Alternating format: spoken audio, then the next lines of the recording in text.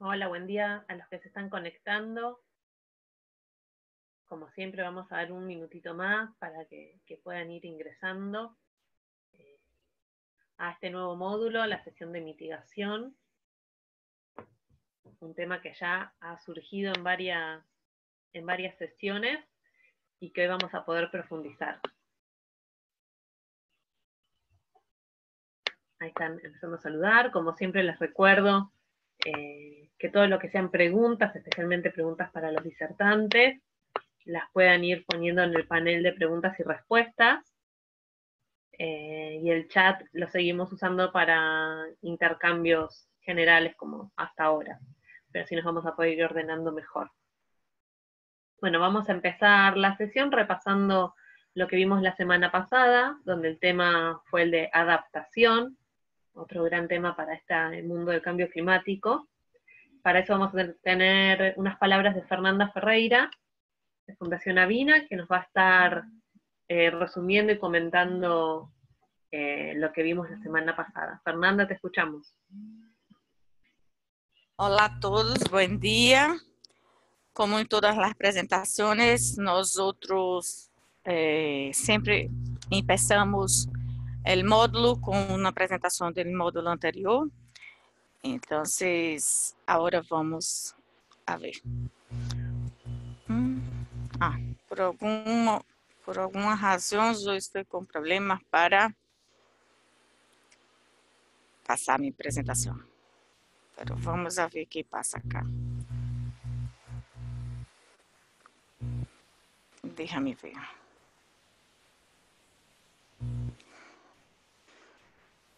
Sim. Por alguma razão não está me passando o link. Não sei porquê.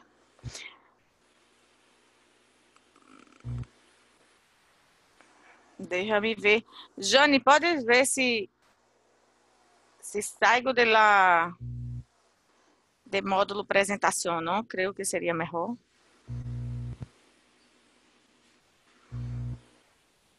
Perdón, Fer, ¿cómo? Déjame ver. Estou tentando sair de módulo apresentação.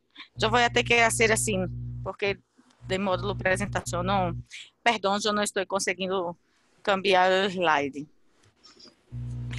Em la semana passada tivemos dois expositores, Sérgio e Rosalba, que falaram sobre a adaptação.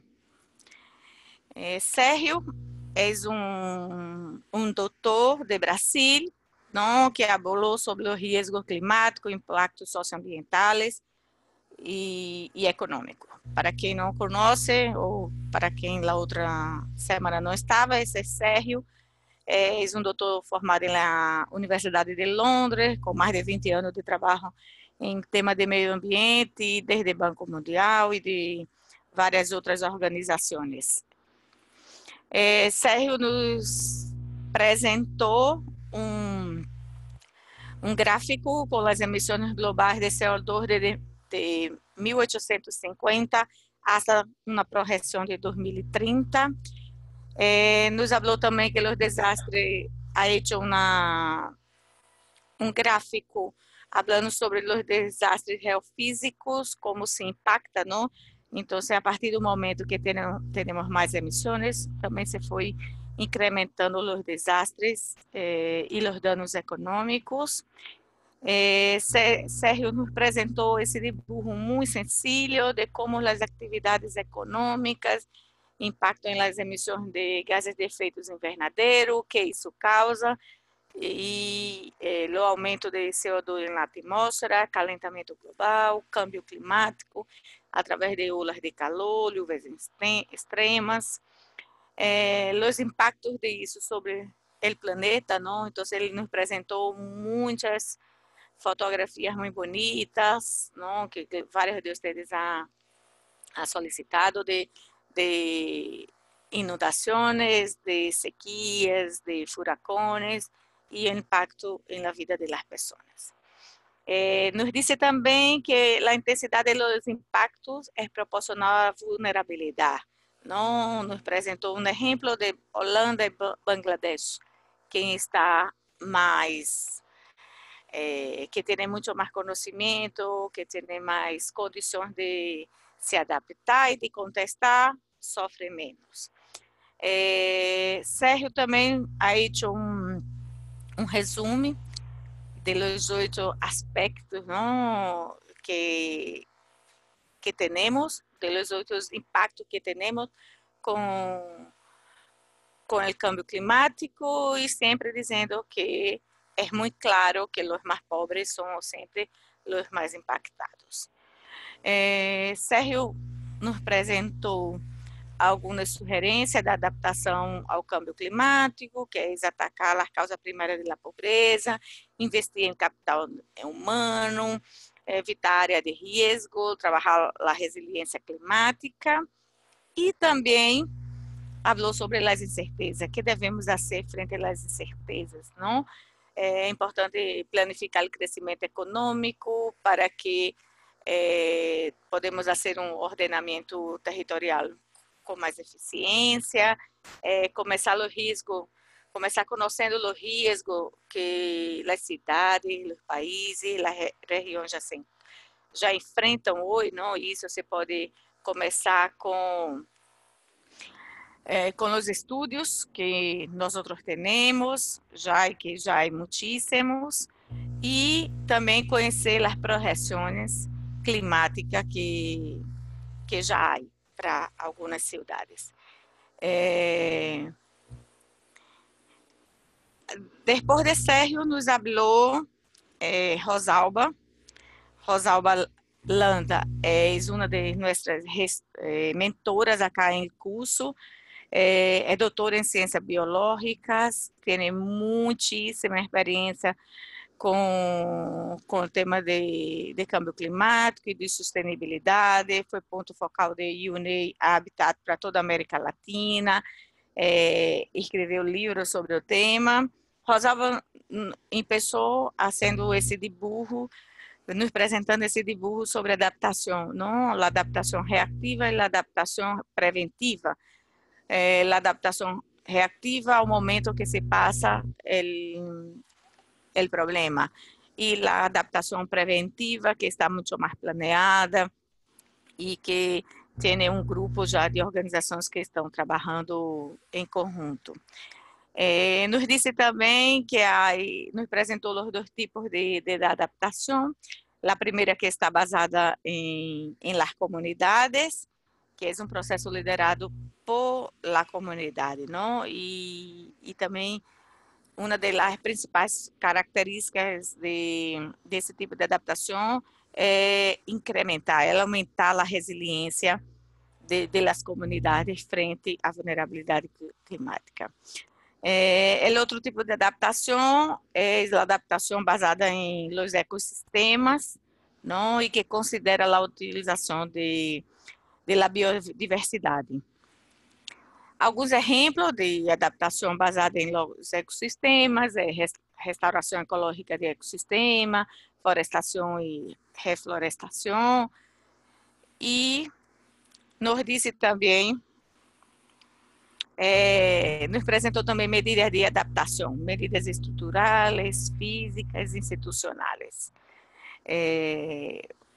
Nos apresentou um exemplo, não, vários exemplos, e eu saquei que é sobre como atender os efeitos das inundações e sequias, não? Falou muitíssimo da importância do sistema de informação, de alertas tempranos, porque sem conhecimento nós não podemos nos preparar para atender os efeitos e contestar o problema que nos chega. E, por fim, nos apresentou os componentes de adaptação à luz de las NDCs, não? Então, os governos necessitam convertir suas contribuições em programas e projetos, não? A maioria dos países devem reportar seus avanços em esse tema e desenvolver planos e estratégias de adaptação. Então, essa é uma das sugerências que nos apresentou Rosalba. Muchísimas gracias. Muchas gracias, Fernanda. Bueno, ahora sí vamos a pasar al tema del día, que es mitigación. Vamos a contar primero con una presentación de Carlos Tornel. Carlos, ¿nos estás escuchando?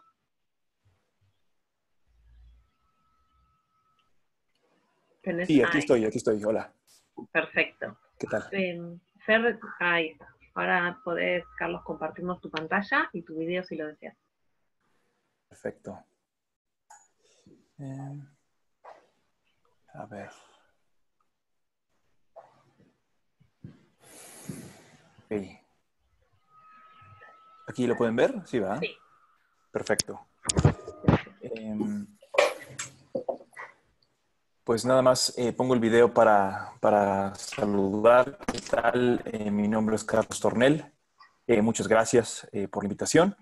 Les voy a hablar específicamente de la mitigación como un proceso, como un concepto, bueno, además de los conceptos básicos y fundamentales, de algunos retos y oportunidades que tenemos en América Latina para este proceso. La idea general es, bueno, ¿por qué mitigar, no? Creo que esto ustedes lo han escuchado a lo largo de las capacitaciones, pero digo, es siempre importante reiterar un poquito esta lógica, ¿no? La idea es que estamos excediendo los límites planetarios. Esta gráfica es del Instituto, me parece, es sueco, que ya ha hecho estudios durante ya varias décadas al respecto, en donde se ha identificado qué espacios hemos empezado a exceder, digamos, como humanidad, en donde hemos empezado a tener un impacto que ya no puede ser controlable o que ya está fuera de nuestra condición, ¿no? de atender y de controlar. En ese sentido, el proceso, pues al mismo tiempo ha generado esto que muchos geólogos, que incluso sociólogos y ambientalistas llaman el tiempo de la gran aceleración, ¿no? El momento en que, pues, desde la población mundial, el PIB per cápita, el PIB real de los países, la inversión extranjera directa, la población, etcétera, y del otro lado, el incremento del dióxido de carbono en la atmósfera, el dióxido de nitrógeno, el metano, se han incrementado de forma acelerada. Si ven, todas las curvitas demuestran que, pues, tenemos una tendiente hacia arriba y, por lo tanto, pues, se ha generado esto que le llaman la gran aceleración. Esto parte después de la revolución industrial. Y pues bueno, nos lleva a tener una visión un poco crítica, ¿no? De cómo se determina esta necesidad de mitigar en este contexto. Obviamente, esto que yo les estoy llamando, muchos lo han llamado la nueva era del humano o el antropoceno, en donde nosotros como humanidad tenemos un impacto mucho más grande y acelerado en la biosfera y en todos los límites planetarios, ¿no? Entonces, bueno, un poco al hablar de la mitigación, tenemos que justamente empezar a cuestionar por qué es importante mitigar y a través de qué o cómo podríamos empezar a tener una mitigación que nos permita atender esos límites planetarios, ¿no? Entonces, tenemos más o menos un consenso, ¿no?, establecido a nivel internacional de la necesidad de reducir esas emisiones de gases de efecto invernadero. Todas y todos sabemos que el cambio climático existe, sabemos que hay un acuerdo de París, que hay unos NDCs y que hay unos límites planetarios que no podemos exceder, ¿no?, en temperatura. Esos son el 1.5 y los 2 grados que ya están establecidos en el Acuerdo de París. Más adelante hablaremos un poquito de eso. Pero pues básicamente todos y todas estamos más o menos de acuerdo en que pues, hay que mitigar gases de efecto invernadero, y la pregunta es ¿cómo, no? ¿Cómo decidimos, cómo estamos seguros o deseamos que mitigar esos gases de efecto invernadero es necesario? Y pues normalmente decidimos eso al evaluar siempre hacemos una división entre nuestra vulnerabilidad ante el cambio climático y el costo que esto presenta, ¿no? Yo les pongo el ejemplo de la capa de ozono porque es un ejemplo muy, digamos, muy simple. El cambio era simplemente cambiar de una sustancia a otra en el uso de los clorofluorocarbonos, ¿no?, por hidrofluorocarbonos. Y aquí, bueno, esta es un paper que se presentó hace ya muchos años, pero básicamente determina perfectamente cómo los países se colocan en cierto punto, ¿no? Entonces, si ven, de un lado tenemos los costos de abatimiento, es decir, el costo, la vulnerabilidad económica, y del otro lado tenemos la vulnerabilidad ecológica, es decir, cuál es el impacto que tenemos como sociedad al cambiar algo. Entonces, aquí ya tenemos alto y bajo. Y del lado izquierdo tenemos esto que se llama bystanders, que digamos serían los que tenían un muy bajo costo económico y un muy bajo costo ecológico. Del otro lado, la casilla, digamos, la segunda casilla serían los pushers, los que empujan por algo. ¿Por qué? Porque el costo es muy bajo, pero su vulnerabilidad es muy alta. Entonces, digamos, es muy barato hacer algo y si no hacemos algo nos puede afectar socialmente, ¿no? La tercera casilla sería draggers, que son estas personas, estos países, digamos, grupos, en donde el costo económico es muy alto y la vulnerabilidad es muy baja. Entonces, pues hacer algo pues cuesta mucho trabajo, políticamente es muy inviable, es difícil convencer a la gente que hay que hacer algo, ¿no? Y en el último tenemos a los que son intermedios, ¿no? Es decir, quienes tienen un alto costo ecológico, pero también un alto costo económico. Entonces aquí también el costo es difícil de asumir, pero también otra vez, si no hacemos algo, puede tener un impacto importante. Entonces, si ven en la siguiente tabla, que básicamente vuelve a ser lo mismo, pero ahora con nombres de países, recuerden, estamos hablando de la capa de ozono para este ejemplo, pero si ven precisamente quienes están con alta vulnerabilidad y con bajos costos son quienes estaban empujando por hacer una ley, digamos, un acuerdo internacional que nos permitiera limitar el enrarecimiento de la capa de ozono, ¿no? Australia, Canadá, Dinamarca, Finlandia, es decir, los países que estaban en los polos que iban a ser afectados por el hoyo de la capa de ozono. Y del otro lado tenemos en la casilla número 3, pues vemos a quienes no les iban a afectar, quienes no estaban cerca del hoyo específicamente. Entonces Francia, Alemania, en ese momento todavía dividida, Italia, Japón, la Unión Soviética, el Reino Unido, pues estos países, digamos, no tenían ningún interés de actuar, en realidad, el costo era alto y pues su vulnerabilidad muy baja. Y alguien que sí se había afectado, Estados Unidos, principalmente Alaska, y por eso también al final cambia esta percepción, ¿no? Entonces este ejemplo nos da a entender que es importante tratar de identificar esa vulnerabilidad. Ahora, cómo y para quién se mitiga también es un tema sumamente importante al que quiero también tratar de apelar ahorita. Es decir, cómo este cambio climático genera vulnerabilidades, pero genera vulnerabilidades diferenciadas, ¿no? Entonces, esos costos también se tienen que integrar desde una perspectiva desigual. Entonces, bueno, este es el caso de México, un poco cómo se manifiesta esa vulnerabilidad. No voy a entrar mucho en este detalle, pero, por ejemplo, en México, que es donde yo estoy, el 15% del territorio es altamente vulnerable, ¿no? Si ven aquí es un mapa del país por vulnerabilidad, y entre más rojo sea el color, pues más vulnerable. Tenemos, me parece que un importante número de municipios, casi todos en el sur, como ven, son altamente vulnerables al cambio climático.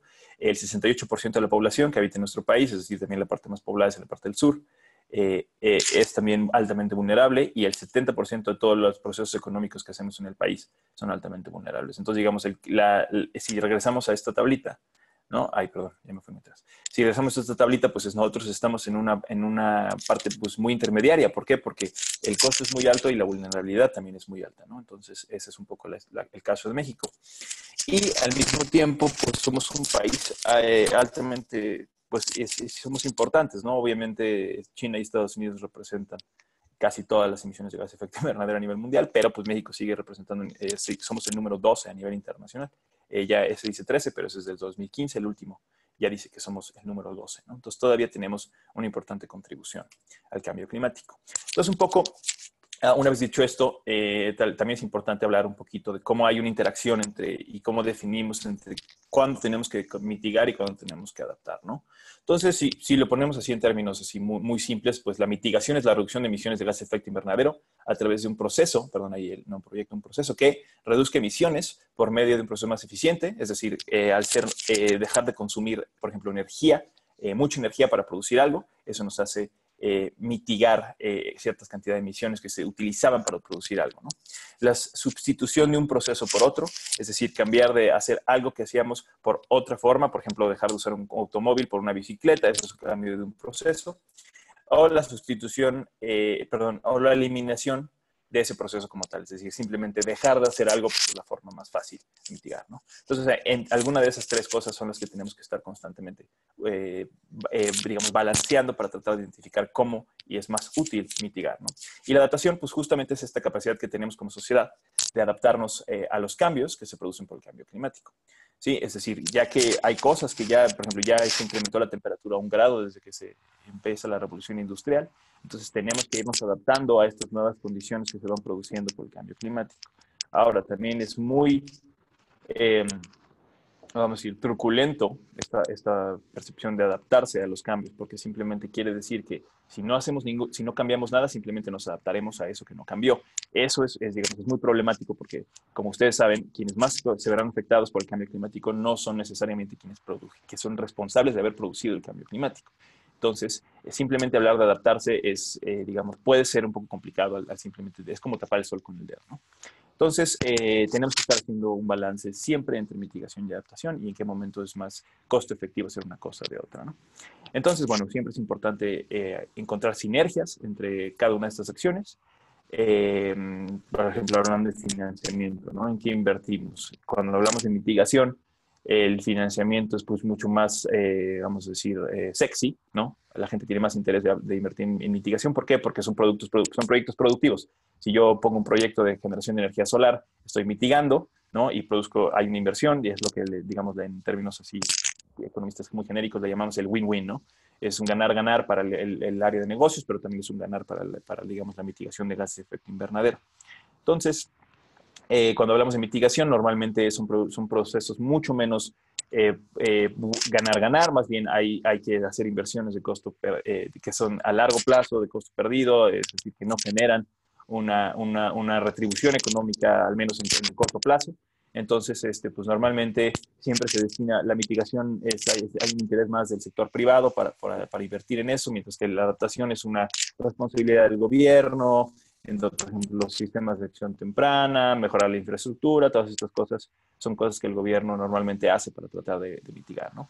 Y pues al mismo tiempo existen limitantes importantes, ¿no? Como esta onda de la racionalidad administrativa, la predominancia de la modernidad ecológica, es decir, normalmente siempre estamos inmersos en un proceso burocrático de gastos donde hay importantes intereses y donde hay prioridades del gobierno en invertir y la adaptación a ser un proceso de largo plazo digamos que no es sexy políticamente, siempre pasa a un segundo plano en esa mente administrativa, ¿no?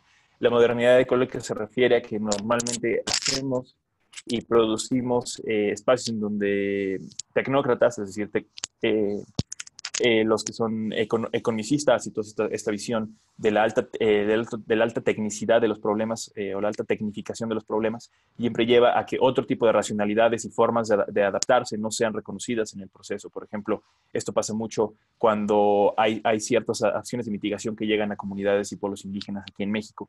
Siempre llegan bajo una idea de tenemos que hacer estas cosas que son lo necesario, normalmente tiene que ver con tecnología, por ejemplo, secuestro de carbono, y eso normalmente irrumpe en la forma en la que normalmente la gente se adapta a otras transformaciones sociales y ecológicas, ¿no?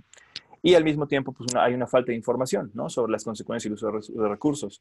Algo fundamental del antropoceno es que nosotros normalmente cuando arreglamos algo, no sabemos en dónde va a aparecer otra falla o otra consecuencia de ese proceso. Aquí es un poco la idea de Lovelock, de Gaia, ¿no?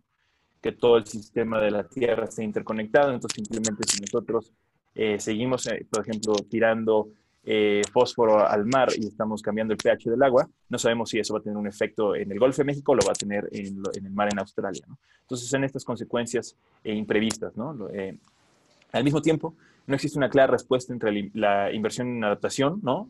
Postergaría las necesidades de mitigación o viceversa. Es decir, si yo ahora mitigo, puedo ahorrarme esa adaptación en el futuro. Otra vez, como ya se incrementó un grado de temperatura y ya hay, digamos, un enrarecimiento de la biosfera como tal, es muy difícil identificar si este impacto que yo tengo ahora puede, digamos, evitar un costo en el futuro. Yo sí puedo decir más o menos que una inversión absoluta, por ejemplo, si dejo de emitir gases de efecto invernadero, lo único que tendré que hacer es adaptarme al cambio que ya existe, ¿no? Pero como este proceso es progresivo, hay que tomar en cuenta que entre más se extienda digamos, este fenómeno del cambio climático, más a largo plazo será esa necesidad de adaptarse y pues obviamente más costoso será, ¿no?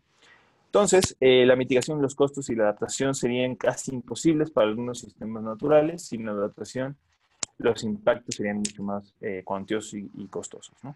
Y bueno, algunos factores que empujan a ambas opciones son similares, ¿no? Por ejemplo, el interés, pero el interés puede ser distinto. Las acciones de mitigación son más atractivas, como ya les había dicho, ¿no? Y las acciones de adaptación pueden ser inversiones de fondo perdido. Entonces, otra vez, hay que decidir, es un costo de oportunidad, ¿no? Entonces, una vez dicho eso, voy a hablarles un poquito de los instrumentos de mitigación, cómo se identifican, cómo se gestan, para qué sirven y cómo esto lo podemos llevar a la práctica, ¿no? Que me parece lo más importante. Carlos, Creo que todos los países ya al menos... Sí. sí, ¿sabes que hay un ruido en el micrófono? No sé si es algo que podamos modificar o, bueno, es un error de la tecnología que suele pasar. Pues al menos de este lado no parece haber otro ruido, pero déjenme ver qué puedo hacer. A ver, voy a parar. Parece como un papel moviéndose. Ay, qué extraño. A ver. Igual hay Así algunos que están comentando, parece que no todos lo escuchan. Así está mejor. Voy a tratar de ponerme un poquito más cerca del micrófono. Perfecto.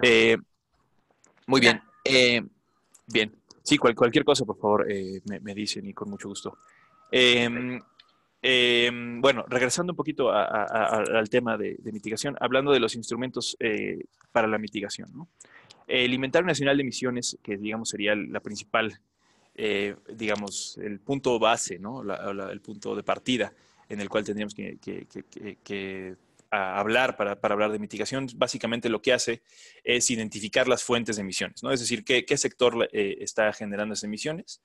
Pues hay una metodología estandarizada, normalmente todos los países o la mayoría de los países, porque México no es uno de ellos, sigue los estándares que establece el IPCC y el Panel Intergubernamental de Cambio Climático. Y a través de eso generamos una recolección y enumeramos esas fuentes por sector. ¿Esto de qué sirve? Pues básicamente nos sirve para construir esta línea base, ¿no? Identifica esta línea base, lo que hace es identificar la base a partir de la cual un país busca reducir emisiones. Este proceso se construye a través de una revisión histórica de esas emisiones. Por ejemplo, en México, el Inventario Nacional de Emisiones parte de 1990 hasta el 2015, que es la última actualización que tenemos. Y aquí lo que hacemos es identificar cómo esas emisiones han ido avanzando a lo largo de este proceso y cómo eso nos sirve para referenciar una trayectoria hacia el futuro. Es decir, a través de ese punto podemos decir en dónde estamos en este momento en el tiempo y qué acciones tendríamos que tomar para llegar, digamos, a dónde queremos llegar, porque nosotros ahorita más adelante les voy a enseñar cómo al hacer este recuento histórico nos permite entonces ponernos en un punto y decir, bueno, queremos llegar a tal, nosotros tenemos metas, tanto las del Acuerdo de París como las metas que hemos propuesto a nivel nacional, y esto nos sirve para entonces ir identificando, ¿sí?, cómo puede verse esta reducción en el futuro. Y pues bueno, al final esto, como es lo que decía ahorita, nos genera indicadores ambientales, ¿no? Entonces, ¿qué instrumentos de medición usamos para determinar esta reducción?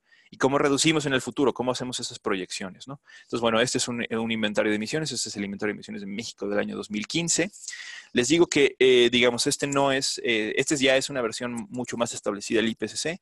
Antes hubo ahí una pequeña controversia porque México hizo una línea base nueva en 2013, lo cual fue muy problemático porque antes la línea base que se había construido históricamente era 1990-2010, de repente sacamos una 2013 y entonces el punto de partida para la reducción de emisiones cambia, obviamente, ¿no? Si el punto de partida original es 1990 y tenemos 20 años haciendo el inventario de emisiones, tenemos una línea base que empieza en 1990.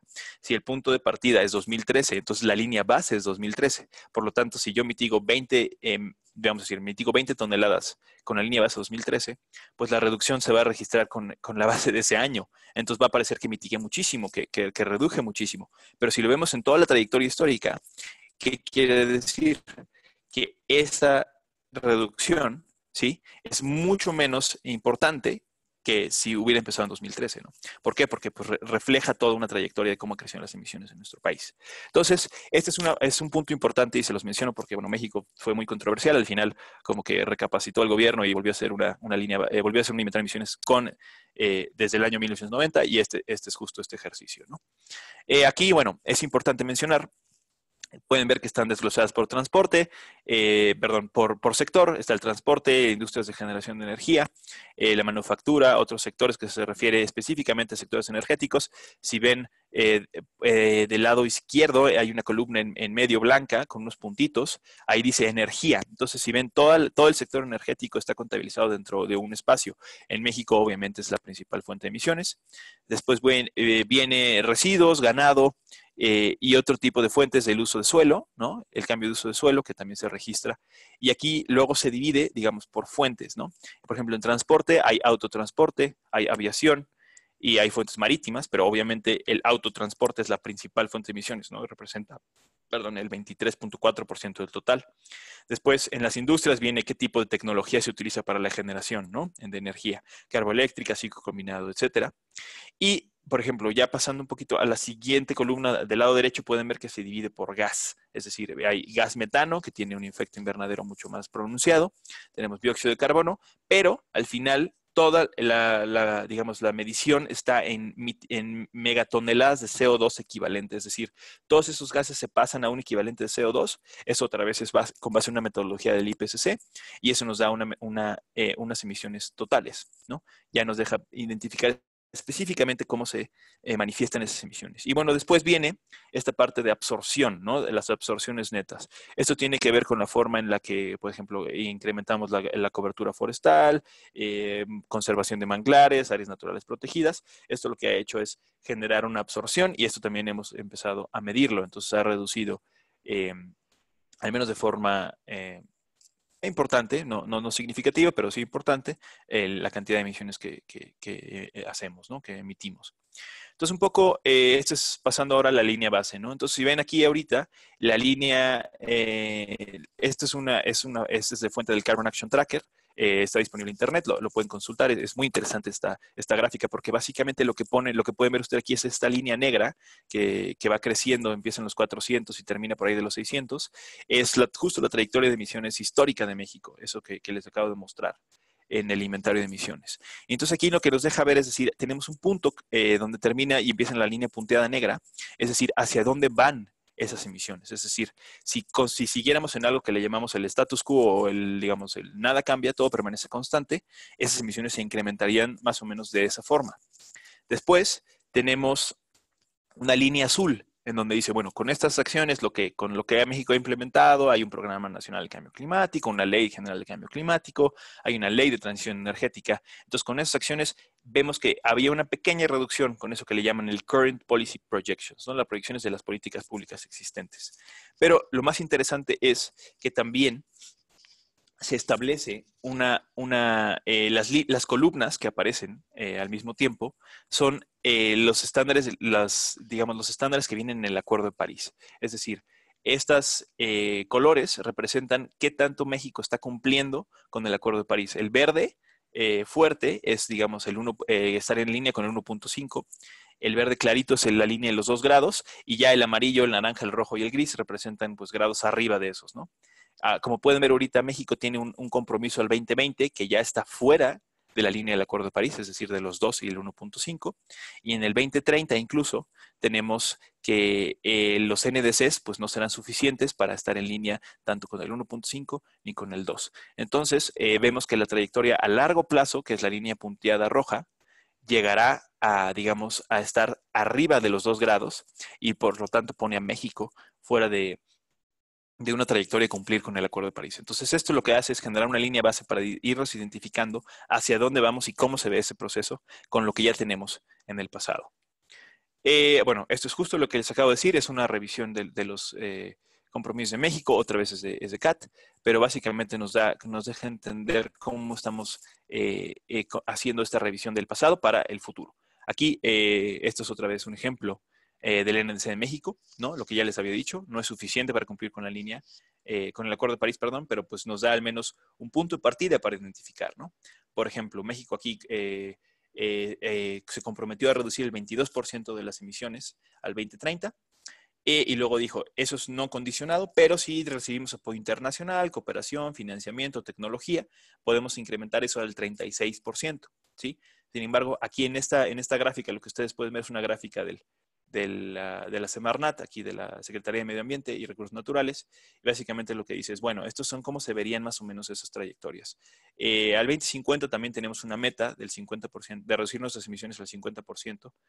Sin embargo, tanto el NDC al 2030 como la línea al 2050, pues están, digamos, fuera del estándar del Acuerdo de París, como pueden ver acá, ¿no? Entonces, incluso ya estamos quedándonos cortos y eso quiere decir que no solamente tenemos que mantener la línea base y el inventario de emisiones, sino que tenemos que hacer acciones que son mucho más ambiciosas.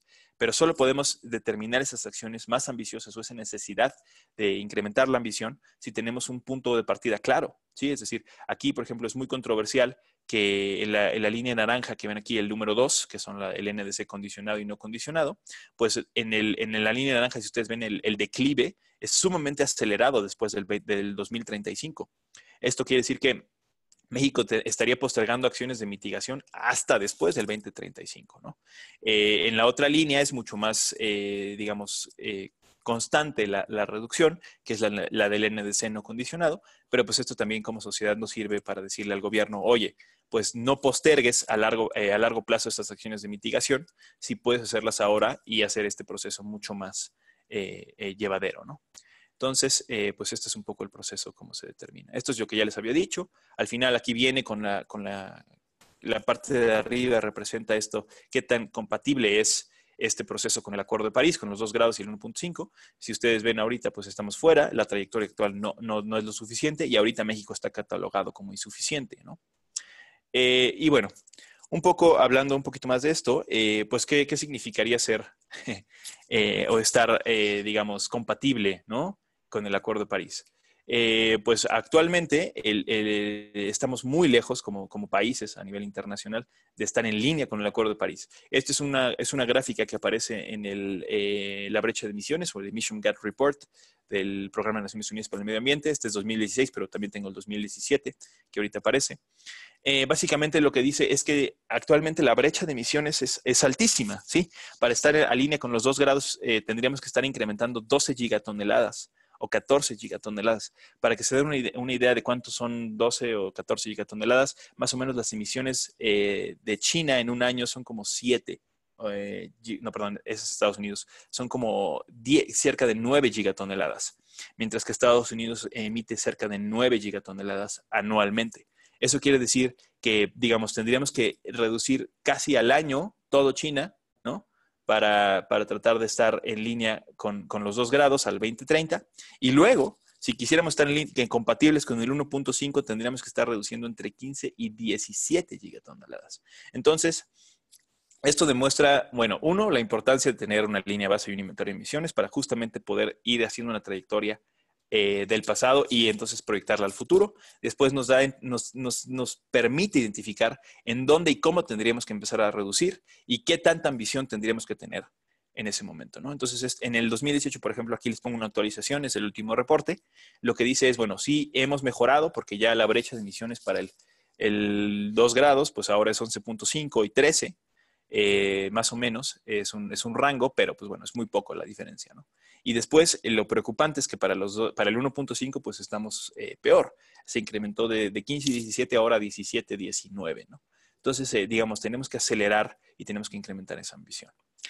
Aquí otra vez es un poco lo que ya les había dicho, entonces no voy a detenerme aquí, pero pues más o menos aquí el Carbon Action Tracker hace más o menos una revisión de qué países están en dónde. Es muy controversial, muchos países se han manifestado en contra de esta característica. Por ejemplo, en Chile, la forma en la que se presenta el NDC me parece que es por intensidad. Por ejemplo, creo que hay una discusión de si era por intensidad energética, por intensidad de la economía, y entonces yo he escuchado a mucha gente hablar de Chile que esta revisión pues no refleja las propuestas de mitigación del país, pero digamos lo que sí nos da a entender es que también es importante que estas metodologías que nosotros hacemos como países tienen que ser comparables y compatibles. ¿Por qué? Porque en el momento hay toda una discusión a nivel internacional que se llama el Global Stocktake, ¿no?, de cómo vamos adicionando todas estas líneas base, estos inventarios de emisiones de todos estos países y cómo vamos proyectando al futuro esta reducción. Entonces, justo es importante que tengamos una metodología que sea compatible,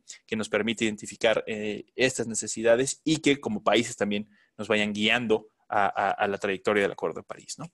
Entonces, bueno, aquí ya no voy a detenerme mucho. Esta es una proyección de la justa parte, pero pues otra vez nos vuelve a poner esta parte de justicia en el marco de esta discusión, ¿no? Por ejemplo, este es el Carbon Budget de México. Ahorita no voy a entrar mucho en eso porque es un poco complicado, pero básicamente es lo que ya les había comentado. Pero pues, por ejemplo, aquí nos ponen, es una revisión que hicieron varias organizaciones, incluida el Sierra Club, justo antes del Acuerdo de París, y Oxfam, antes del Acuerdo de París, y nos dicen, bueno, hay países donde sus NDCs aparecen como incompatibles, pero recordemos de quién es la responsabilidad histórica del cambio climático, ¿no? Entonces, por ejemplo, ustedes ven aquí China. China es muy interesante porque si ustedes ven aquí, lo único que les recomendaría que vieran son las barras verdes, es decir, los columnas, las barras verdes y las horizontales negras. Las barras verdes representan las emisiones digamos, en el largo plazo de los países, es decir, cuánto han emitido y desde 1850, ¿no? Entonces, si pueden ver, por ejemplo, Estados Unidos y la Unión Europea son los responsables principales del cambio climático a nivel internacional, pero después presentan el NDC. Aquí todavía es un INDC, ¿no? Era todavía intencional, todavía no era parte del Acuerdo de París, es antes del Acuerdo de París, pero lo que demuestra es básicamente que la responsabilidad, pues, por ejemplo, en China, que sigue siendo insuficiente, ¿no? Con el 2 grados, el 1.5, es mucho más alto su NDC si lo vemos desde un punto de vista histórico. Entonces, en ese sentido, tenemos que empezar también a comparar desde una perspectiva de justicia cómo se ve este proceso de NDCs y qué sería necesario para, pues, tratar de compensar a quienes no están haciendo esa contribución, ¿no? Entonces, pues bueno, aquí ya terminando un poco con los instrumentos, hablando ahora un poco de este proceso de cómo se mitiga y en dónde, ¿no? Actualmente, pues si ustedes piensan, ¿cómo mitigamos, ¿no? ¿En dónde empezaríamos a mitigar? Pues hay muy poca evidencia de que el proceso de mitigación esté dando los resultados necesarios, ¿no?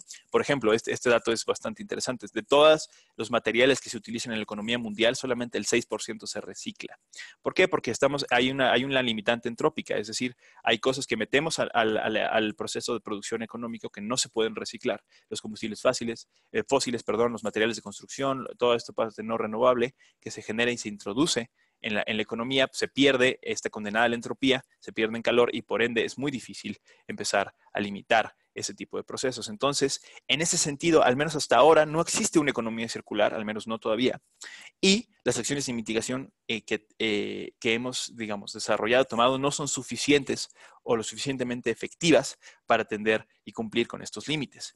Entonces, si existe, la pregunta sería, ¿existe una evidencia suficiente de que hay una reducción de emisiones desacoplada, esa palabra? Es decir, que sí, que podemos seguir creciendo como sociedades económicamente sin afectar y trascender estos límites ambientales y biofísicos que tenemos, ¿no? Entonces, es una pregunta muy interesante porque hasta ahora estas dos gráficas representan una desacoplación absoluta y relativa. ¿Qué quiere decir? Por ejemplo, la gráfica de la izquierda representa cómo los países han sido más eficientes en el uso de la energía para producir una unidad de PIB, es decir, una unidad de Producto Interno Bruto. Quiere decir que ahora, por ejemplo, podemos producir algo, ¿no? Por ejemplo, la computadora que estoy utilizando para comunicarme con ustedes, el audífono, los micrófonos, somos más eficientes en el uso de la tecnología para producirlos y por ende usamos menos energía y por ende emiten menos. Sin embargo, esto ha generado que existan más unidades en el espacio físico, es decir, con ese ahorro energético hemos producido más computadoras, más gente tiene acceso a computadoras, entonces ese ahorro en la eficiencia de producción lo hemos gastado en un consumo más acelerado de computadoras, ¿no? Entonces esa eficiencia no alcanza para desacoplar por completo las emisiones de gas de efecto invernadero. Y hasta el día de hoy no tenemos una evidencia absoluta de que, digamos, hayamos desacoplado por completo el crecimiento económico del crecimiento de las emisiones. Si ustedes ven el lado derecho, pues podemos ver que aunque sí ha habido una relativa estabilización del uso de combustibles fósiles, ¿no? En la emisión de CO2, somos más eficientes, pero sigue incrementándose, ¿no? Entonces la trayectoria sigue en una pendiente creciente.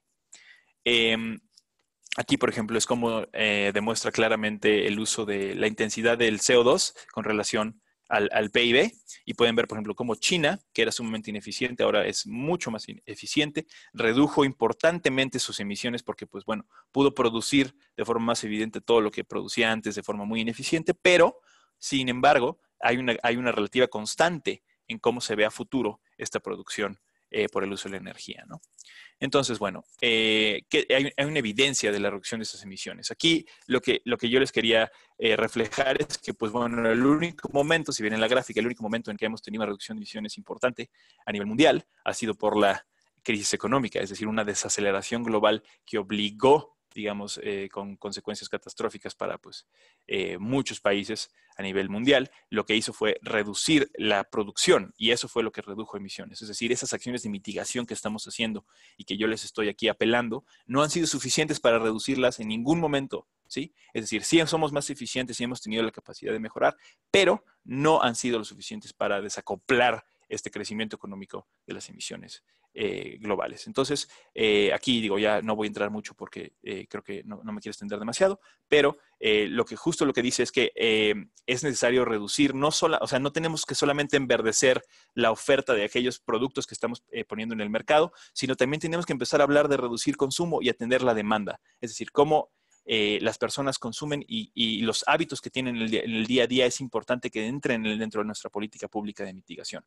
Porque si simplemente tratamos de enverdecer y de producir cosas más eficientes, de producir con menos uso de energía, menos intensidad, simplemente lo que va a pasar es que vamos a incrementar el número de unidades en el mercado y por ende generaremos más emisiones, ¿no? Entonces ahorita yo sé que esto puede ser controversial, lo podemos discutir con mucho gusto, pero lo voy poniendo. Y aquí un poco esto es algo que a mí me parece siempre importante mencionar. Esta es una idea de Herman Daly, pero nos da a entender básicamente cómo entendemos la economía y la relación con el medio ambiente, ¿no? Si nosotros, la gráfica de la izquierda, si nosotros vemos el ecosistema, ¿sí? Como una parte, ¿sí? De la economía, ¿sí? Es muy difícil, hablaremos siempre de escasez, hablaremos siempre de límites, hablaremos siempre de recursos finitos y de la forma en la que podemos utilizarlos o no, ¿no? Y al mismo tiempo tendremos una cantidad limitada de procesos de reciclaje y de circularidad que nos permita atender ese proceso. Ahora, si vemos que la economía es parte del ecosistema, es decir, viceversa, lo que tenemos es una capacidad de entonces identificar esos límites y al mismo tiempo poner no solamente intereses, digamos, puntos voluntarios de esos límites, sino de empezar a modificar nuestro uso y nuestro comportamiento en relación a los recursos naturales. Entonces es muy importante porque esto nos permitiría generar un modelo distinto en donde sería mucho más útil una mitigación, donde sería más efectiva, por ejemplo, un reciclaje y podríamos identificar que hay límites de cuánto, por ejemplo, petróleo o energía podemos utilizar para modificar nuestras costumbres, ¿no? Entonces, aquí yo les pongo un poco, a ver, después de haber repasado esta parte un poco más teórica, un poco algunos ejemplos, ¿no? Este es el caso en México, en cómo en el sector de la transición energética se ha manifestado. En 2013 México tuvo una reforma energética. Hoy tenemos una planeación en donde se incorpora, digamos, esta parte de las energías renovables y pues vimos un brinco, digamos, importante. México de tener solamente 10% de generación de energía renovable, y esto solamente si contamos grandes hidroeléctricas. En 2013, en 2015 empieza ya una penetración de energías digamos, que son intermitentes, es decir, solar, eólica, geotérmica. México tiene alta capacidad geotérmica también, entonces empiezan a jugar parte de este proceso. Sin embargo, pues también nosotros tenemos ahí de forma muy controversial puesta la nuclear, la captura y secuestro de carbono como energía limpia. Entonces también ahí, si pueden ver en la gráfica, también aparece otras limpias, que se está hablando de la nuclear, está hablando de la captura y secuestro de carbono, ¿no?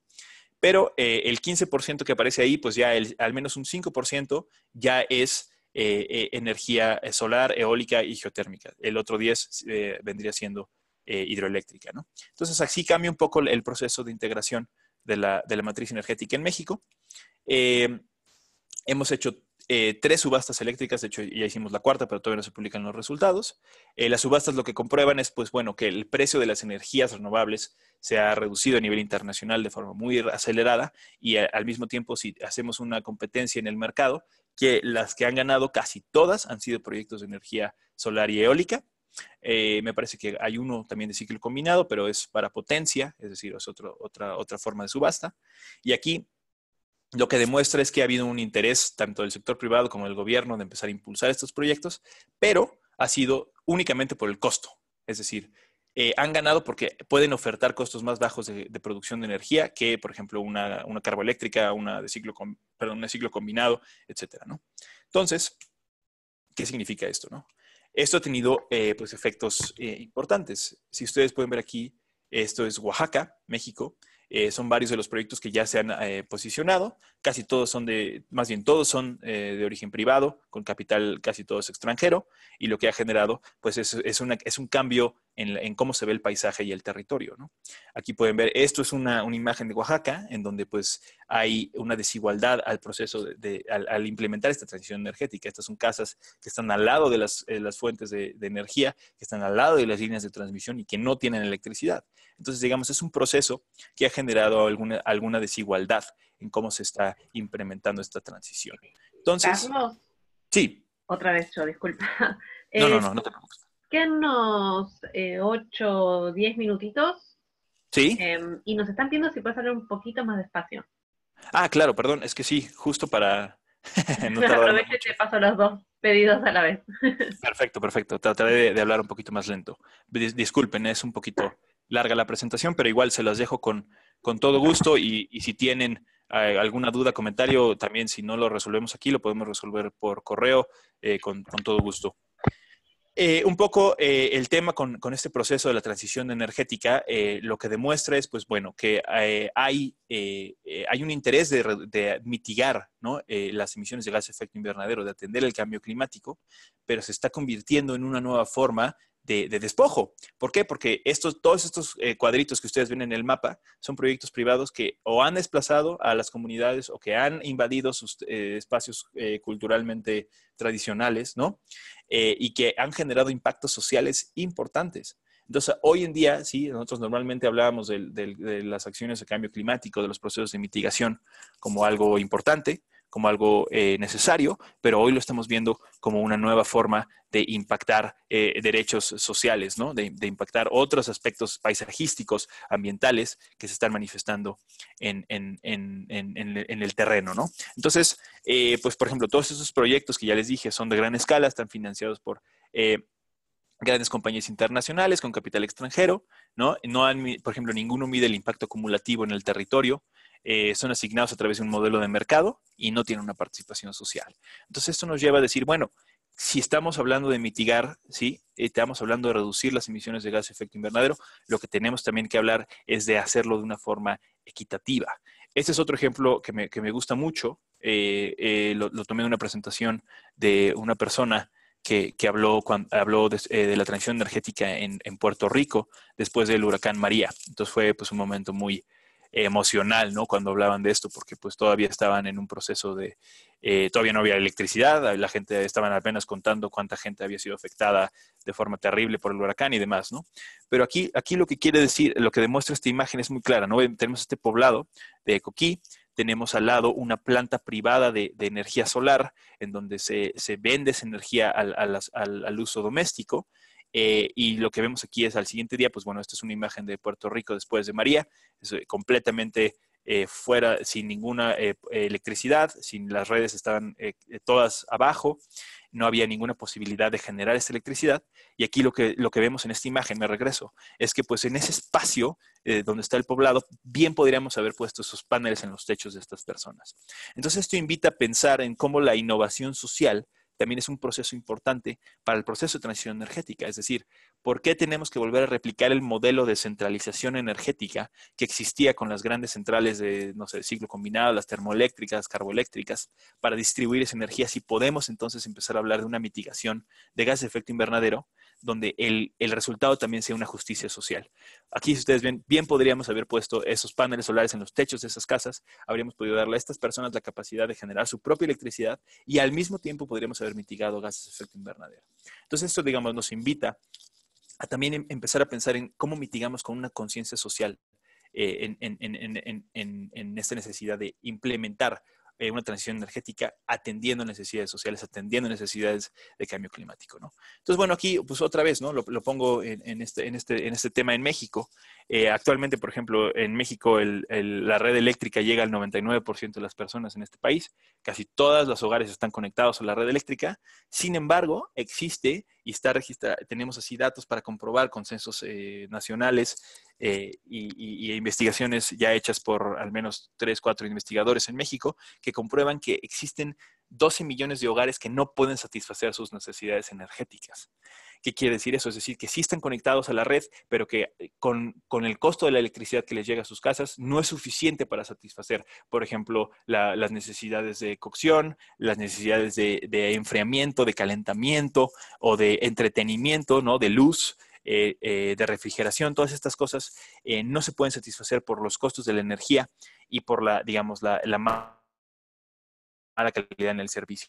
Y al mismo tiempo tenemos conflictos sociales y estos proyectos que estén teniendo un impacto como el mapa que les mostré en Oaxaca, ¿no? Entonces, muchos de los proyectos hoy están atrasados o que fueron en el proceso preocupaciones sociales importantes. Entonces, esta transición energética tiene que ser la idea de participación y representación. Aquí, ese es un ejemplo que les quería dejar de cómo se manifiesta este proceso. Aquí nada más voy a hablar rápidamente de algunos de los puntos en América Latina y ya me voy a las conclusiones para ya dejar tiempo de preguntas, ¿no? Si lo vemos desde un punto de vista de Latinoamérica pues, y el Caribe, va a tener altos impactos en la vulnerabilidad. Como les dije al principio, somos vulnerables a los efectos del cambio climático, aunque no somos los responsables de haber generado el cambio climático. Los costos son altos y también tenemos que tomar decisiones importantes, ¿no? Hemos contribuido muy poco, ¿no? Pero, pues, al final, si no hacemos algo, el impacto será grande, ¿no? Entonces, de acuerdo al informe de la CEPAL, ¿no? Sobre la economía y el cambio climático, los costos económicos al 2050 se sitúan entre el 1.5 y el 5% del PIB regional.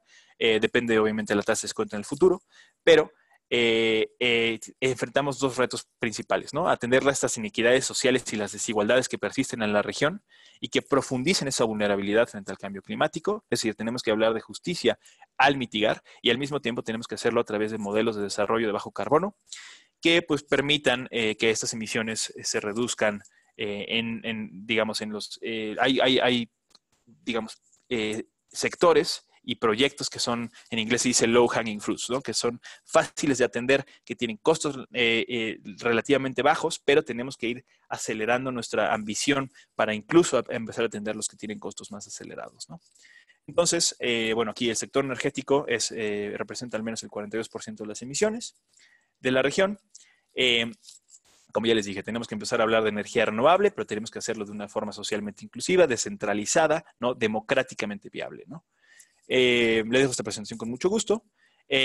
Bueno, hay espacios de políticas públicas que podemos ofrecer para generar esta transición y estos momentos importantes en América Latina, ¿no? Aquí el que más me importa, bueno, digamos, ya retomando todo lo que ya hablamos en esta plática, hay que generar objetivos nacionales en materia de energías renovables, tenemos que incrementar esta transición, tenemos que, con una línea base, hacer una proyección en el futuro, tenemos que generar políticas y leyes, ¿no? Que permitan integrar, que permitan dar apoyos e incentivos a las energías renovables, tenemos que dar financiamiento, y existen mecanismos, por ejemplo, como las subastas e incentivos fiscales que también pueden ser recomendables. ¿Por qué? Porque incluso si en el país no existe un incentivo, a nivel internacional las subastas demuestran que el costo es muy bajo. Entonces es competitivo. Sin embargo, yo sí invitaría un poco de cautela al hablar de subastas y de estos instrumentos de libre mercado, porque lo que al menos en México han comprobado es que no tienen ninguna consideración social. Entonces tendríamos que estar hablando de mecanismos que permitan incluir la consulta, tanto la indígena como la pública, mecanismos de evaluación ambiental y social y espacios de participación y representación efectiva en el diseño, operación y construcción de los proyectos, pero también en el diseño y la planeación del sistema energético. Es decir, que existen espacios participativos. Por ejemplo, Chile tuvo una experiencia muy interesante en donde preguntó cómo se imaginan el futuro energético desde varios sectores. Entonces, esto lo que hizo fue diseñar un modelo de planeación en donde todos esos sectores estén representados para determinar cómo se ve ese futuro desde varios puntos de vista, ¿no? Entonces, es el gobierno, son las comunidades indígenas, son los empresarios, son las organizaciones de la sociedad civil y, pues, al final de cuentas, las ciudadanas y los ciudadanos comunes, ¿no? Entonces, esto es importante para hablar de este proceso. Tengo aquí un ejemplo muy, muy breve del sector transporte, ¿no? Pero quisiera ya irme directamente a la parte de las conclusiones. El sector transporte se lo dejo, al final ahí habla un poco del derecho a la ciudad y de cómo tenemos que asegurar esta transición y mitigación en el espacio urbano. Pero bueno, aquí les dejo unas breves conclusiones. Pues, ¿cuáles son estos retos, no? No solamente de implementar los NDC, sino de mitigar en América Latina y el Caribe, ¿no? Yo lo que diría es que hay que tener claridad, metodológica, existen mecanismos ya, existen formas de comparar las metodologías de los países con las metodologías del IPCC. Es importante que todos los países tengamos al menos algo comparable con el resto de los países para esto que les digo que se llama el Global Stocktake y poder identificar en dónde tenemos que reducir y más o menos como cuánto es posible. y las necesidades de financiamiento, por ejemplo, que podrían ayudar a esos países a mitigar, ¿no? Las técnicas y la contabilidad de los NDCs, ¿no? En el largo plazo, al 2030, y justo identificar qué está detrás de NDC, ¿no? ¿Qué línea base utilizamos? ¿Desde dónde empezamos a contar? ¿Desde 1990 hasta qué fecha? Etcétera, ¿no? Hay que diseñar estrategias de implementación efectiva, ¿no? Que lleven a esta inclusión de portafolios de acciones de mitigación costo efectivas. Entonces, aquí lo que quiere decir es, hay que identificar estos espacios en donde es más fácil mitigar e ir viendo en qué medida se incrementan los costos, pero donde tenemos que tomar acciones que si no tomamos ahora pueden ser más caras en el futuro, ¿no? Entonces, eso se refiere con costo efectivas. Tenemos que asegurar la inclusión de un componente justicia al mitigar, es decir, hay que distribuir bien estos riesgos y beneficios entre toda la sociedad. Esto quiere decir que no podemos simplemente decir, como tenemos que reducir emisiones en el sector energético, va pura solar y pura eólica a costa de todas estas comunidades, de todas estas personas, de todos estos espacios que vamos a utilizar. Por ejemplo, otra cosa que no hablé ahora, pero también es muy controversial, es todas las tierras, lo que le llaman las tierras raras, ¿no? De donde sacan el material para construir los paneles, para construir las turbinas, y luego, ¿no? Esos espacios también son, digamos, desproporcionalmente afectados y desrepresentados en el proceso de transición energética. Entonces es importante hablar de una justicia en el momento de mitigar, hablar de una distribución de los riesgos y beneficios, no solamente beneficios, ¿no? Asegurar que el flujo del financiamiento climático se utilice de forma justa, transparente y efectiva, pues es un poco obvio, es decir, recibimos financiamiento internacional y también destinamos en los países financiamiento, tiene que también ser justo, representativo y equitativo, ¿no? Yo también invitaría que busquemos esta sinergia entre mitigación y adaptación. Sé que la vez pasada hablaron de adaptación. El punto ahora sería identificar en qué momento nos conviene mitigar y en qué momento nos conviene adaptar. Y siempre pensando que entre menos mitiguemos, más costoso será adaptarnos en el futuro. Y al mismo tiempo que ese proceso, otra vez, ¿no? Tiene que asegurar y atender esta inclusión social para reducir desigualdades, ¿no? Es muy importante que lo centremos todo en este contexto de justicia. Y bueno, ya por último, creo que es necesario pensar en el desarrollo de acciones de mitigación y adaptación con una visión a largo plazo, pensando en la distribución de costos y beneficios, y esto implica cuestionar que existen estructuras que no son compatibles con este proceso, como lo que yo les hablaba del crecimiento económico. Esto no quiere decir que hay que dejar de crecer, sino simplemente quiere decir que va a llegar un momento en que vamos a tener que hacer en inglés un trade-off, ¿no? Un intercambio entre decir, si queremos seguir creciendo a costos de degradación ambiental o empezamos a pensar en alternativas que puedan limitar esa degradación, ¿no? Esa futura degradación. Entonces, bueno, lo dejaría ahí. Me disculpo si hablé muy rápido. Perdón, la presentación era larga y no quería pasarme, pero invito a una reflexión. Espero podamos tener una discusión y si no da tiempo en este espacio, con mucho gusto, ya sea por medio aquí de las colegas organizadoras o a partir de mí directamente, con mucho gusto me gustaría generar un diálogo. Gracias. Muchas gracias. Carlos. Bueno, vamos a pasar a nuestra siguiente presentación rápidamente para tratar de tener un espacio luego de preguntas, aunque es una pregunta para cada uno. Nuestro siguiente expositor es Andrés Pirazzoli. Andrés, te escuchamos.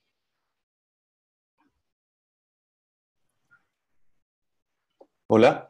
Ahí está, perfecto. Buen día. Buenas tardes. Buenas tardes ya.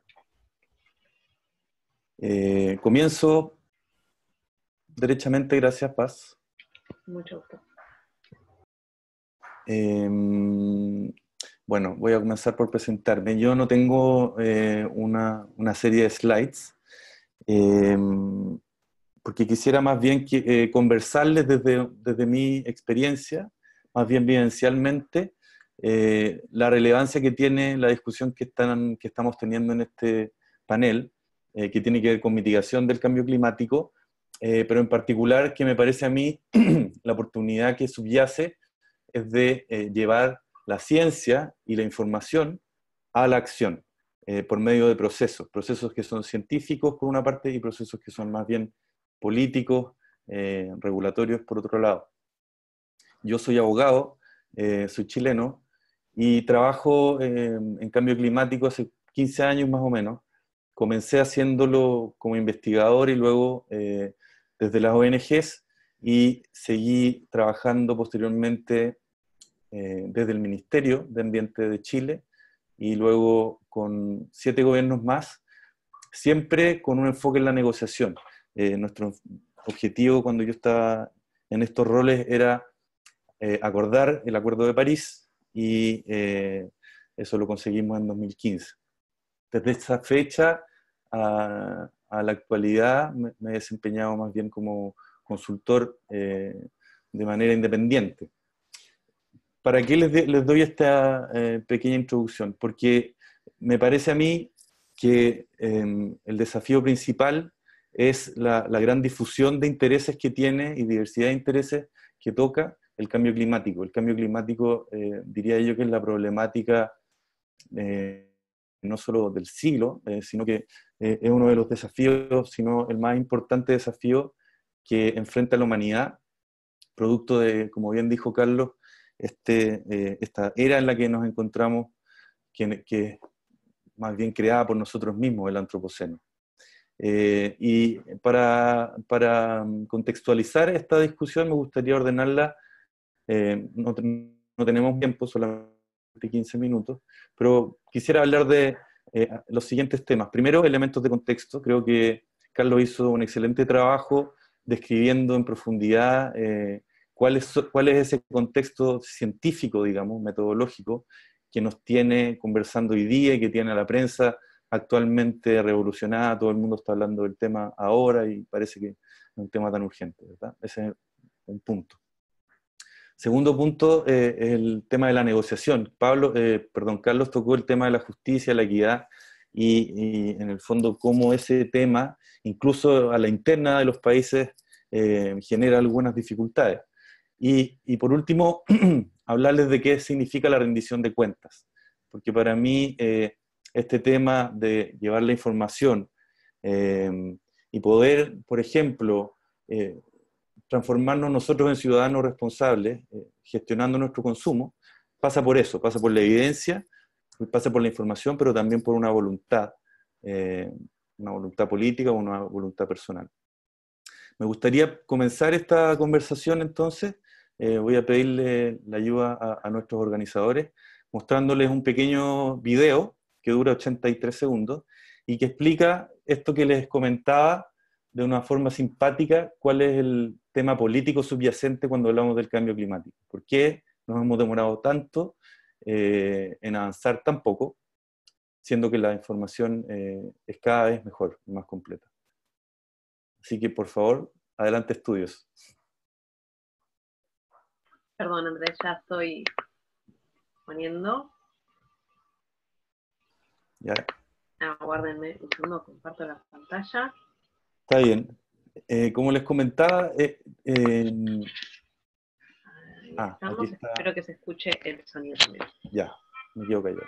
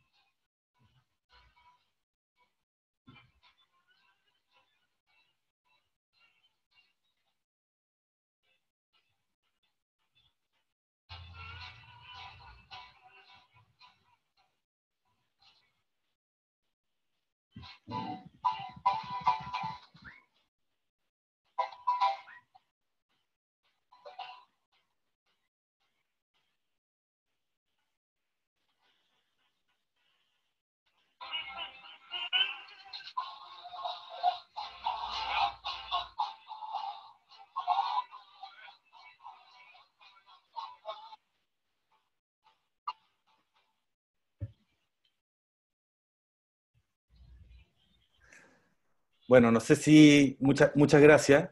Les vamos a dejar ese video para que lo puedan ver también. Es una animación, no sé si se entendió, espero que sí, pero describe básicamente cuál ha sido el tratamiento o la solución. Y si pueden silenciar, por favor, sus micrófonos, se los agradezco, que estoy escuchando acá. En el fondo grafica esta discusión que hay y que lleva 40 años entre los países desarrollados y los países en desarrollo, ¿ya? Que inicialmente, cuando comenzamos a conversar sobre esto, estaban la mayoría de ellos en un nivel de subdesarrollo, y hoy día vemos como China es una potencia global, Chile, por ejemplo, también ya es un país miembro de la OSD, o incluso México, ya no negocia con los países en desarrollo, sino que es un país desarrollado para los efectos de la negociación. No digamos analizando las cifras, pero de desarrollo social, pero sí en la negociación se sienta aparte de los países en desarrollo. ¿Y eso qué es lo que grafica? Que esta no es solamente una discusión o una conversación sobre la información, sino que también es una discusión sobre el desarrollo y sobre el acceso a un recurso natural limitado, como es la atmósfera y el espacio atmosférico que nos va quedando para que nuestro sistema terrestre sea un sistema seguro, un sistema que nosotros podamos predecir, que nosotros podamos confiar todavía, por ejemplo, en algo tan básico como son las estaciones, que actualmente no son tan elusivas y tan extrañas. Por lo menos aquí estamos viviendo una de las peores sequías que se ha mantenido durante más de 15 años, y cada año va siendo peor, y no vemos una salida. Nuestros glaciares se están derritiendo, las proyecciones son cada vez más preocupantes para la región metropolitana, que es la capital del país, que concentra la mayor cantidad de población.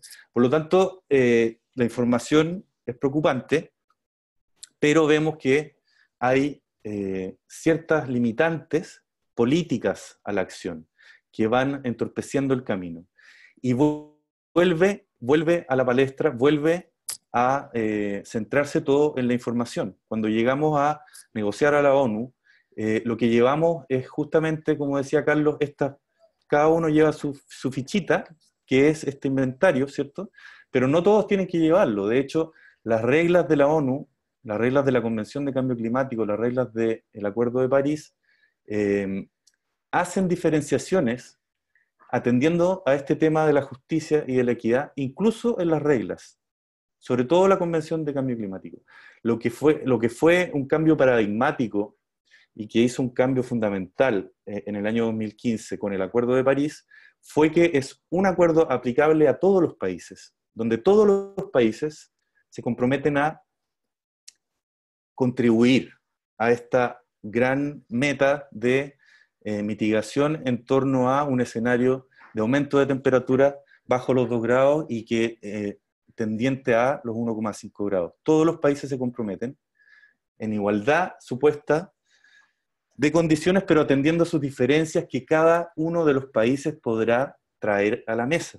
Y esto era para tener una participación universal, porque antes, recordemos, Estados Unidos, por ejemplo, no tenía un compromiso vinculante en la mesa por todo lo que pasó con el señor Clinton y la bajada que le hicieron a la ratificación del protocolo de Kioto.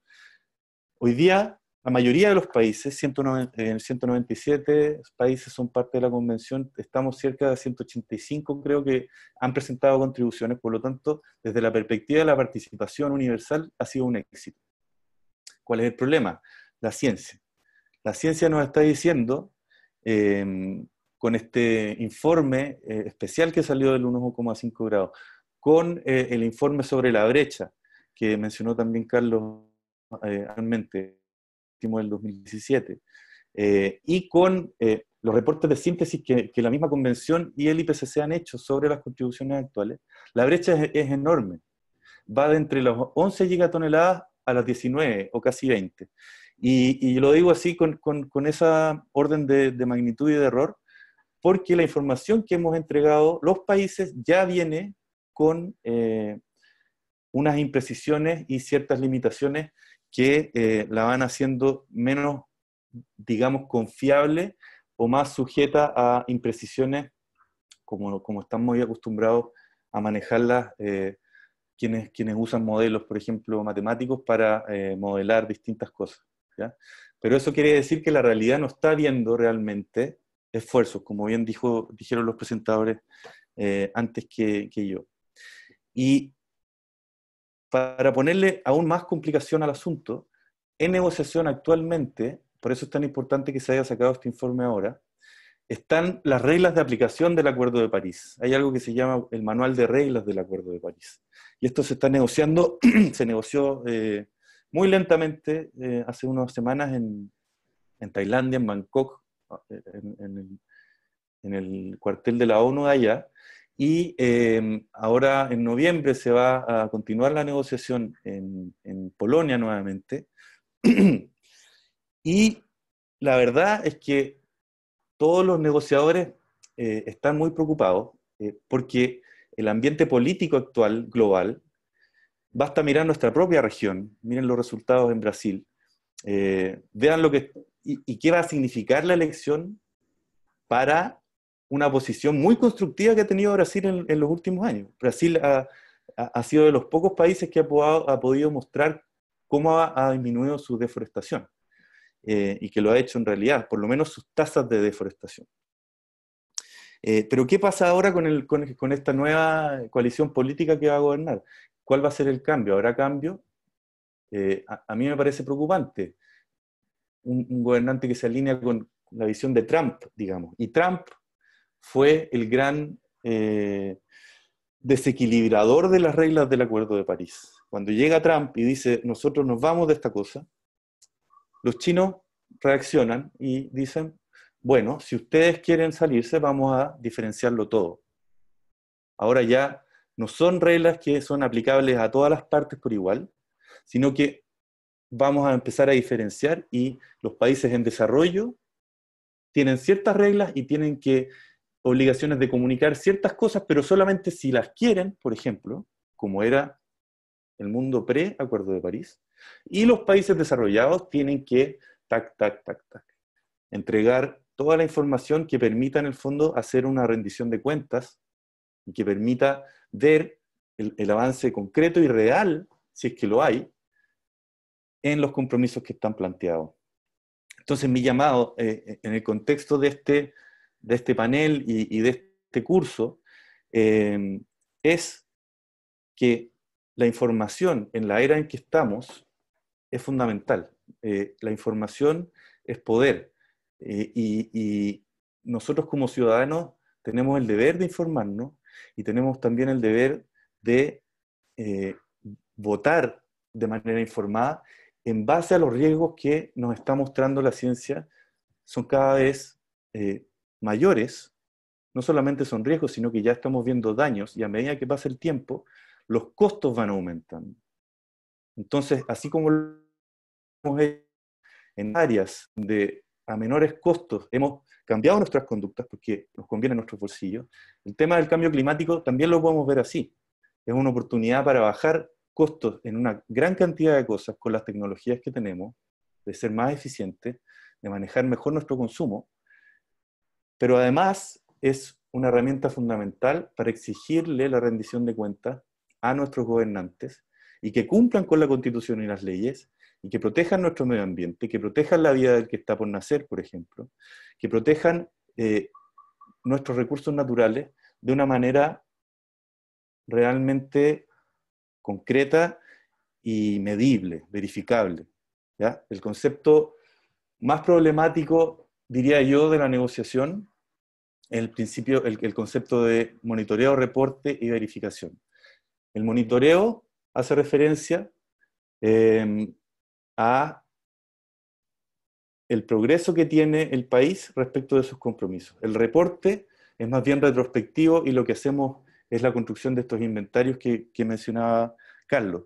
Y la verificación va a ser el momento en que, por ejemplo, en el año 2024, revisemos cómo vamos con respecto a las contribuciones. La sorpresa ya sabemos cómo viene, y va a ser ahí el momento donde vamos a probar si el mecanismo de revisión del Acuerdo de París, que es otra de las grandes innovaciones que tiene este acuerdo, que tiene una retroalimentación de la ciencia a la acción, y vamos a ver si eso realmente funciona.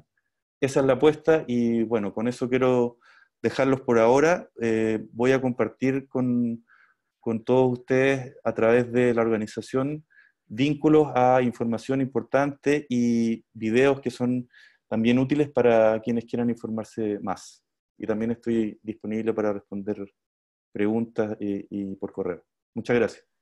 Bueno, muchas gracias Andrés, muchas gracias Carlos. Están llegando en el chat felicitaciones para ambos por las disertaciones. Voy a hacer una pregunta para cada uno. Andrés, bueno, justamente vos estabas hablando del tema del Acuerdo de París y se ha hablado bastante sobre la dificultad que se está observando para cumplir los compromisos, ¿no? Y las necesidades. ¿Cuál sería tu recomendación? Nos están preguntando qué acciones te parece que se podrían sumar o qué actitudes se deberían considerar para poder llegar a cumplir con el acuerdo, y en especial también con lo que recomienda el informe del IPCC reciente.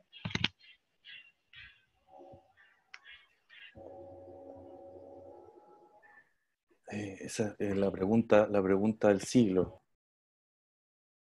Creo que tenemos que distinguir entre lo que podemos hacer como personas, como ciudadanas, ciudadanos, y lo que podríamos hacer ya más a un nivel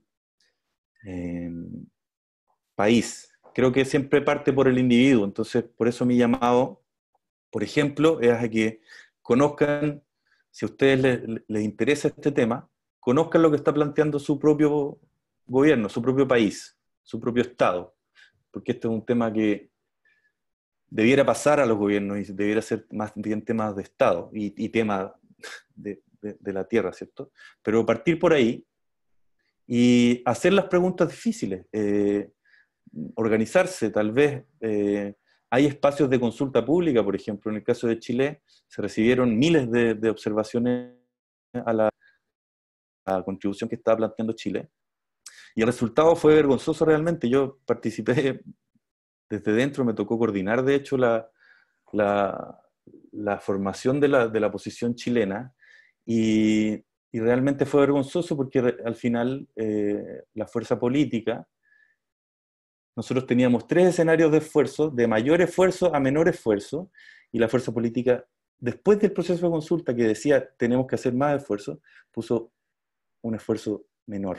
Y hoy día, ustedes lo pueden ver en el Climate Action Tracker, Chile tiene nota roja en acción climática. ¿Por qué? Porque está planteando solamente lo que ya tiene comprometido en su visión de desarrollo.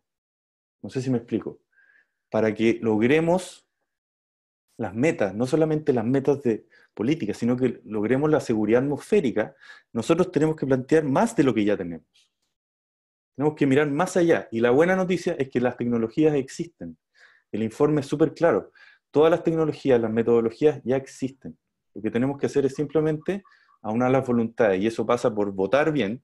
Yo no les voy a decir si quieren votar a la izquierda o a la derecha, pero sí informarse de sus candidatos. ¿Quién está preocupado de este tema? ¿Con qué medidas concretas? Eso es lo que puedo decirles muy concretamente. También está el espacio de observador en Naciones Unidas. Eso también es importante ocuparlo. Muchas gracias. Y bueno, para Carlos también otra pregunta con una orientación hacia la incidencia en los gobiernos, en las políticas. Nos están preguntando, bueno, Carlos, vos pudiste dar varios ejemplos, ¿no? En México y en otros países también. ¿Y cuál es tu sugerencia, de cómo lograr hacer llegar estas propuestas que puedan tener las instituciones a los gobiernos e incidir para que sean implementadas?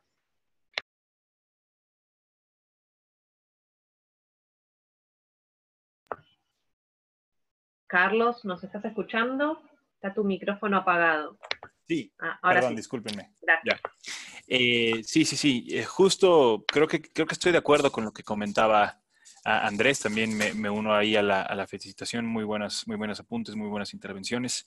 Creo que efectivamente una de las formas más claras que yo recomendaría es, primero, hay que tener claro, o sea, qué es lo que se está midiendo, en dónde se está reduciendo y qué están pensando reducir. Por ejemplo, aquí es muy claro que, por ejemplo, hay una concesión enorme al sector transporte en México. Es el sector que, como les mostré en la presentación, es el sector que más emisiones tiene. Sin embargo, es el que menos se está pensando que contribuya a la reducción de emisiones en el futuro. ¿Por qué? Pues bueno, el sector está sumamente capturado por el sector privado, por los constructores de coches. En México las maquilas de los autos son súper importantes para el Producto Interno Bruto. Entonces, pues hay muy pocas acciones para tratar de reducir emisiones en ese sector. Lo mismo pasa en el sector industrial, digamos, hay muy pocos compromisos del sector privado, hay muchas concesiones del gobierno a los grandes sectores de producción y por ende, pues no necesariamente se están haciendo muchas acciones en eso. Lo que se está haciendo es, por ejemplo, poner todos los huevos en la canasta de la transición energética. Entonces, por ende, no es suficiente simplemente hablar de energías renovables y transitar hacia una energía menos intensiva. Entonces, por lo tanto, en ese sentido es un poco complicado tratar de atender esos puntos, ¿no? Desde el punto de vista de mitigación. Yo lo que hablaría sería, o lo que más bien apuntaría sería, hay que mitigar desde una perspectiva mucho más crítica, desde una visión social, de que no sea de arriba para abajo. El cambio yo creo que tiene que venir de abajo para arriba. Y aquí es donde acciones de mitigación desde un punto de vista de innovación a nivel local es fundamental. Por ejemplo, aquí han proliferado jardines colectivos, comunitarios para sembrar, para desincentivar el desarrollo de la agricultura industrial. Todavía digamos, es mínimo en términos generales, pero hay un impacto importante en cómo la sociedad se está reorganizando para tratar de incidir en ese impacto, ¿no? Entonces, yo lo que apuntaría sería, pensemos en una visión mucho más colectiva de la necesidad de mitigar, pensemos en una visión de transición en donde todas y todos estemos representados y que no tenga que ser todo de el gobierno dice que estas son las acciones, nosotros tenemos que dictarle al gobierno cuáles son las acciones prioritarias, ¿no?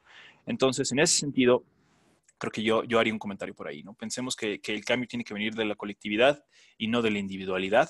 Al final, una de las grandes mentiras que nos han impuesto en este sistema pues muy neoliberalizado de la economía es que todo el cambio tiene que ser individual, ¿no? Tú tienes que dejar de usar el coche, tienes que dejar de usar comer carne, tienes que moverte en bicicleta, tienes que moverte para acá porque pues hay una consecuencia de cambio climático. Pero si lo vemos en términos generales, pues los impactos individuales son insignificantes. Tenemos que hacer un cambio colectivo importante y sustancial y eso tiene que venir de una visión pues de abajo para arriba de la colectividad, ¿no? Creo que hasta ahí. Muchas gracias, Carlos. Están llegando, bueno, les reitero porque está llegando bastante, varias felicitaciones y mucho interés por esta visión de incidencia política. Ya no nos quedan más que 2 minutos, así que voy a hacer unos anuncios más de organización del curso. Como saben, hasta ayer era la fecha para entregar sus tareas. Para los pasos 1 y 2. Lo pueden hacer durante esta semana. Varios estuvieron consultando de que tuvieron algún tipo de problema, para hacer la entrega, así que bueno, quédense tranquilos que durante esta semana lo pueden hacer. Los que han tenido problemas con los ingresos, con rebote de los mails, etcétera, por favor recuerden escribir a el mail de Lapsis, a lapsis@vina.net, y aguardar que en el margen aproximadamente de las 48 horas se están respondiendo todas esas consultas, lo mismo con las mentoras. Piensen que son 600 los participantes, así que son muchos los mails que llegan, pero se están respondiendo. Queríamos avisarles de un cambio en un día de una sesión, la sesión del 2 de noviembre, que es la primera sesión del módulo de financiamiento. La vamos a cambiar para el 1 de noviembre, igual esto se los avisaremos también por mail. Este cambio es debido a que es feriado el 2 de noviembre en muchos países, entonces vamos a hacer esa modificación para que puedan estar presentes. Y por último, hoy se ha hablado del informe del IPCC, el reciente informe, como es algo que sabemos que es de interés para muchos. Les queríamos avisar que el 18 de octubre a las 11 horas de Buenos Aires va a haber un webinar específico sobre este tema que lo están organizando Avina, Jeff Lack y otras organizaciones también.